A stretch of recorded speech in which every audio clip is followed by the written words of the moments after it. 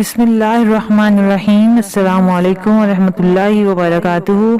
Urdu story channel میں آپ کو خوش آمدید۔ امید ہے آپ سب خیر و عافیت سے ہوں گے۔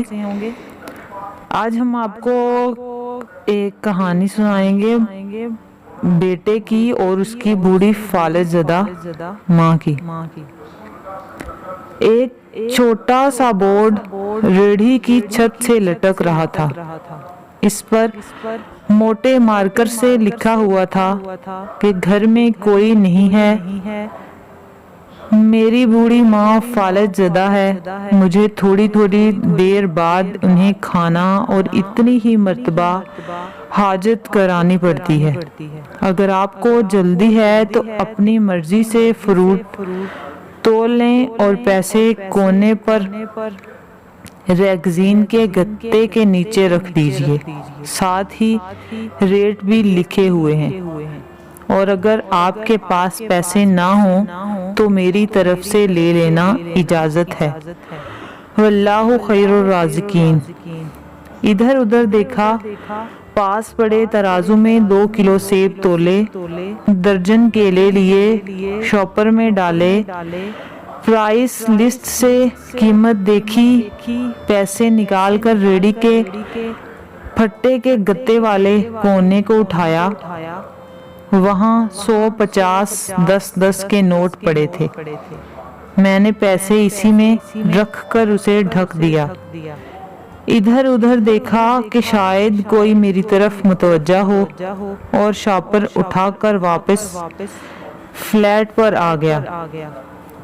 افطار کے بعد میں اور بھائی ادھر گئے، دیکھا ایک بارش آدمی، داڑھی آدھی کالی آدھی سفید، ہلکے کریم کلر کرتے شلوار میں ریڑھی کو دھکا لگا کر بس جانے ہی والا تھا۔ وہ ہمیں دیکھ کر مسکرایا اور بولا، صاحب پھل تو ختم ہو گیا؟ نام پوچھا تو بولا خادم حسین۔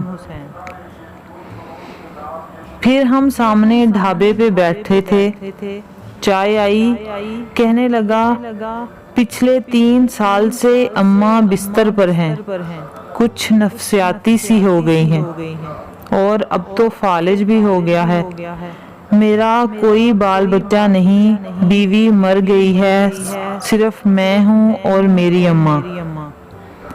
اماں کی دیکھ بھال کرنے والا کوئی نہیں، اس لیے مجھے ہر وقت اماں کا خیال رکھنا پڑتا ہے۔ ایک دن میں نے اماں کے پاؤں دباتے ہوئے بڑی نرمی سے کہا، اماں تیری تیمارداری کو تو بڑا جی کرتا ہے، پر جیب میں کچھ نہیں، تو مجھے کمرے سے ہلنے نہیں دیتی، کہتی ہے تو جاتا ہے تو جی گھبراتا ہے، تو ہی بتا میں کیا کروں؟ اب کیا غیب سے کھانا اترے گا؟ نہ میں بنی اسرائیل کا جنا ہوں، تو موسیٰ کی ماں ہے، کیا کروں؟ یہ سن کر اماں نے ہانپتے کانپتے اٹھنے کی کوشش کی۔ میں نے تکیہ اونچا کر کے اس کو بٹھایا، ٹیک لگوائی، انہوں نے جھریوں والا چھرا اٹھایا اور اپنے کمزور ہاتھوں کا پیالہ بنایا، اور نہ جانے رب العالمین سے کیا بات کی، پھر بولی، تو ریڑھی وہیں چھوڑ آیا کر، تیرا رزق تجھے اسی کمرے میں بیٹھ کر ملے گا۔ میں نے کہا، اماں کیا بات کرتی ہے، وہاں چھوڑ آؤں گا تو کوئی چور و چکا سب لے جائے گا۔ آج کل کون لحاظ کرتا ہے، بنا مالک کے کون خریدار آئے گا؟ کہنے لگی، تو فجر کو ریڑھی پھلوں سے بھر کر چھوڑ کر آ جا، بس زیادہ بک بک نہیں کر، شام کو خالی لے آیا کر۔ اگر تیرا روپیہ گیا تو یہ خالدہ ثریا اللہ سے پائی وصول دے گی۔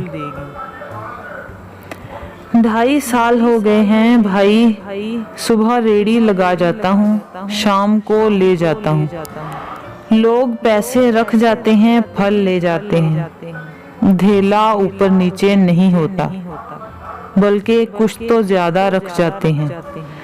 अक्सर तखमीना नफा लागत से 300-400 रुपया ऊपर ही निकल जाता है।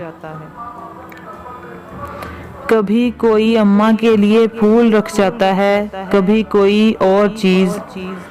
परसों एक पढ़ी लिखी बच्ची पुलाव बनाकर रख गई, नोट लिख कर रख गई अम्मा के लिए। एक डॉक्टर का गुजर हुआ, वो अपना कार्ड छोड़ गया।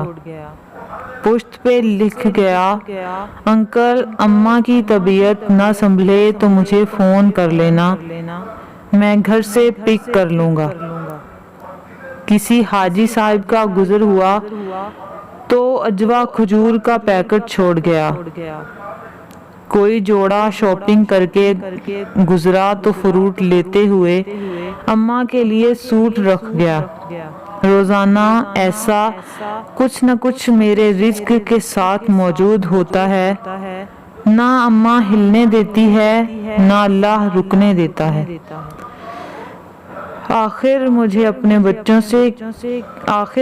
अपने बच्चों से कहना है, अगर आप फारिग हों और अपने वालिदैन को काम करते देखें तो फौरन उठकर इनकी मदद करें और इन्हें कहें, अम्मी जान, अब्बा जान, लाइए मैं आपकी मदद करता हूँ।